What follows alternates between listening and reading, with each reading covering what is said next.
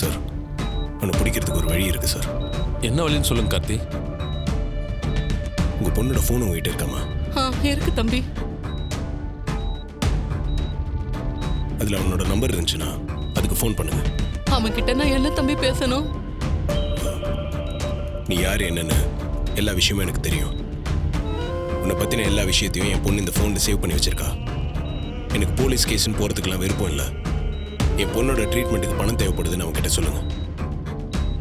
கண்டிப்பா இந்த ஃபோனை வாங்குறதுக்கு அவன் வெளியே வருவான். என் பொண்ணுக்கு நடந்த கொடுமை வேற எந்த பொண்ணுக்கும் நடக்க கூடாது. நீங்க சொல்றபடியே நான் பேசுறேன் தம்பி.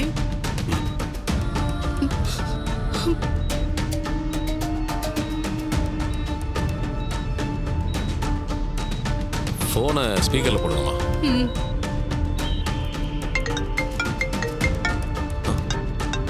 என்ன இவகிட்ட இருந்து ஃபோன் வருது? இவ்வளவுதான் நம்ம அடிச்சு தூக்கிட்டோமே. ஹலோ, யாரு? நான் சோனியாவோட அம்மா பேசுறேன் தம்பி. ஓ, அவங்க அம்மாவா? என்ன விஷயம்? எதுக்கு ஃபோன் பண்ணீங்க? தம்பி, என் பொண்ணோட ஃபோன் என்கிட்ட தான் இருக்கு தம்பி. அதுல உங்க வீடியோ டீடைல்ஸ் எல்லாமே இருக்கு. எனக்கு போலீஸ் கோர்ட்டுன்னு போக இஷ்டம் இல்லை தம்பி. என் பொண்ணை காப்பாற்ற எனக்கு பணம் வேணும் தம்பி.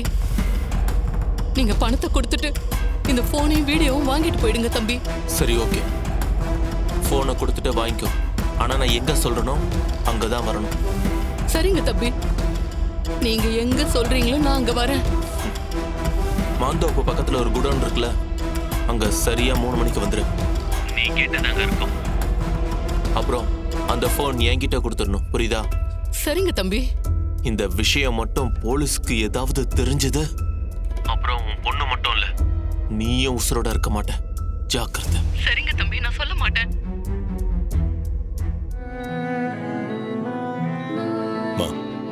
இதே மாதிரி அவன் பார்க்க வரும்போது நீங்க தைரியமா பேசுங்க. மத்ததை நாங்க பாத்துக்கிறோம். சரிங்க தம்பி. என் பொண்ணு என் முன்னாடி இப்படி இருக்கிறத விட எனக்கு பெரிய பயம் வேற எதுவும் இல்லை தம்பி. புரியுதுமா? உங்களை பத்திரமா பாத்துக்க வேண்டியது எங்களோட கடமை. உங்க பொண்ணோட மெடிக்கல் செலவு எல்லாத்தையும் நான் பாத்துக்கிறேன். நீங்க நிம்மதியா இருங்க. ரொம்ப நன்றி தம்பி. இன்னும் கொஞ்ச நேரம் தான் இருக்கு கார்த்தி. அவன் வர்றதுக்குள்ளே நம்ம அங்கே போயிடலாம். சரிங்க சார்.